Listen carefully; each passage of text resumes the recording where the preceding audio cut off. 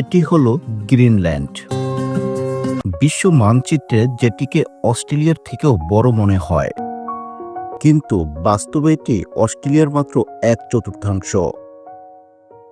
আপনি জেনে অবাক হবেন, এই দ্বীপে কোনো রাস্তা নেই, কিন্তু আছে বিশাল বরফের পাহাড়, মেরু ভালুক আর নিঃসঙ্গতার রাজ্য। ট্রাভেল ভাইবসের আজকের পর্বে আমরা ভ্রমণ করব গ্রিনল্যান্ড, যেটি রাজনৈতিকভাবে ইউরোপের অধীনে কিন্তু ভৌগোলিকভাবে উত্তর আমেরিকার অংশ।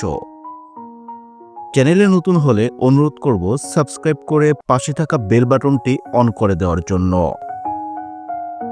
রাজনৈতিকভাবে গ্রিনল্যান্ড ডেনমার্কের অংশ হলেও ভৌগোলিকভাবে এটি উত্তর আমেরিকা মহাদেশের অন্তর্ভুক্ত।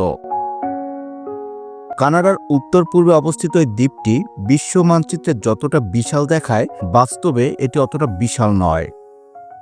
এর পেছনের কারণ হল ত্রিমাত্রিক পৃথিবীকে দ্বিমাত্রিক মানচিত্রে রূপান্তরের সময় বিষুবরেখা থেকে যত দূরে যাওয়া যায়, স্থলভাগ তত বেশি বড় দেখায়।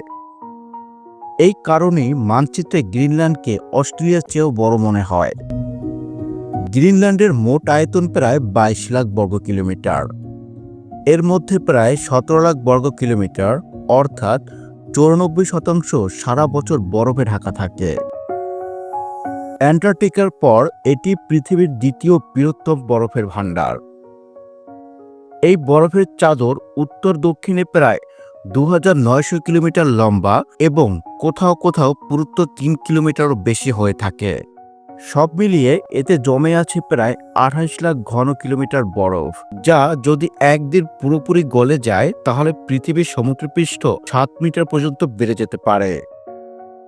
আজ থেকে প্রায় 4500 বছর আগে প্রথম মানুষ গ্রিনল্যান্ডে বসতি স্থাপন করেছিল। ধারণা করা হয় তারা এসেছিল কানাডার উপকূলবর্তী অঞ্চল থেকে। পরবর্তীতে ইনুইট সম্প্রদায় এবং 11 শতকে ভাইকিংরা এখানে বসতি গড়ে তোলে। তবে ছোট বরফ যুগের কারণে ভাইকিংদের বসতি বিলুপ্ত হয়ে যায়। বর্তমানে গ্রিনল্যান্ডের 90% জনগণই ইনুইট বংশোদ্ভূত। বর্তমানে গ্রিনল্যান্ড ডেনমার্কের অধীনে একটি স্বায়ত্তশাসিত অঞ্চল। এর রাজধানী নাক। সরকারি ভাষা গ্রিনল্যান্ডে হলেও ড্যানিশ এবং ইংরেজি ব্যাপকভাবে ব্যবহৃত হয়। সংস্কৃতিতে ইনুইট ঐতিহ্যের সাথে স্ক্যান্ডিনেভিয়ান প্রভাব স্পষ্টভাবে লক্ষ্য করা যায়। অবিশ্বাস্য হলেও সত্য, 22 লাখ বর্গ কিলোমিটার আয়তনের এই দ্বীপে মোট পাকা রাস্তার দৈর্ঘ্য মাত্র 60 কিলোমিটার। এক শহর থেকে আরেক শহরে যেতে মানুষ ব্যবহার করে নৌযান, উড়োজাহাজ কিংবা কুকুরে টানা স্লেজ। পুরো গ্রিনল্যান্ডে বেসামরিক বিমানবন্দর আছে মাত্র 2টি। চরম শীতের কারণে এখানে সরীসৃপ বা ব্যাঙ নেই। কীটপতঙ্গের সংখ্যা খুবই কম। তবে মেরু ভালুক, মেরু শেয়াল, হরিণ, লোমশ গরু ও বিভিন্ন প্রজাতির তিমি এই দ্বীপের আসল বাসিন্দা। মেরু ভালুকই এখানে সবচেয়ে বড় শিকারী প্রাণী, যাদের ওজন 450 কেজি পর্যন্ত হতে পারে।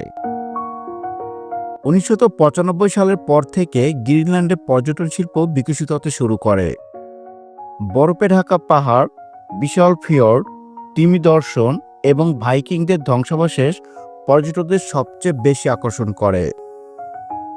দুর্গম ও রহস্যময় অভিযানের জন্য গ্রিনল্যান্ড আজ এক অনন্য গন্তব্য।